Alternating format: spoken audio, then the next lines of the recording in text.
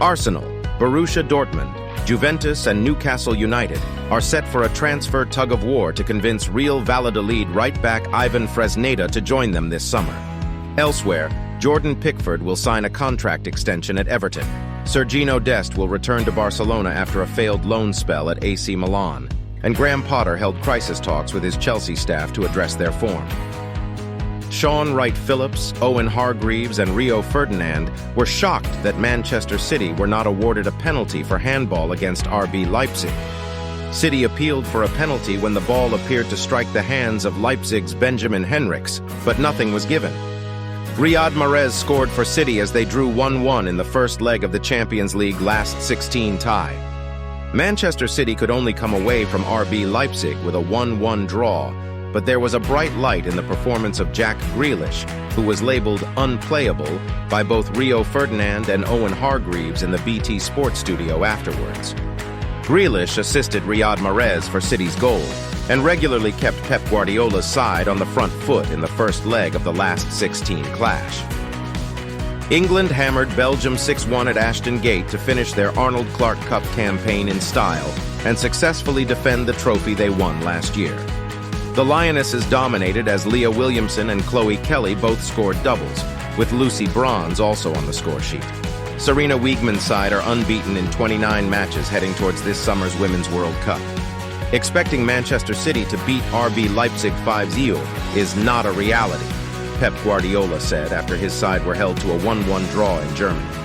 The Premier League side went in front through Riyad Mahrez, but an improved performance from the hosts after the break was rewarded when Josko Gvardiol headed in an equalizer. Guardiola insisted he was happy with his side's full performance. A tight first leg between RB Leipzig and Manchester City ended level in Germany in the Champions League last 16 on Wednesday. City had taken the lead through Algerian winger Riyad Mahrez, but a towering header in the second half from Josko Gvardiol ensured that Marco Rose's side took a draw from the first leg of the tie and gave themselves a great chance of knocking out their opponents. A new independent football regulator would have the power to block teams from joining breakaway leagues, strengthen the directors' and owners' test, give fans a greater say in the running of clubs, and implement a new licensing system, the government has announced. An independent regulator was recommended following a fan-led review of the governance in football in 2021. Barcelona boss Xavi spent 6 years in Qatar as a player and manager of Al Sadd, and that saw him get to know Sheikh Jassim bin Hamad Al Thani, who is in the running to take ownership of Manchester United from the Glazer family. As well as passing comment on that, Xavi also revealed he is in permanent contact with Lionel Messi and said Barcelona's doors are always open to the Argentine.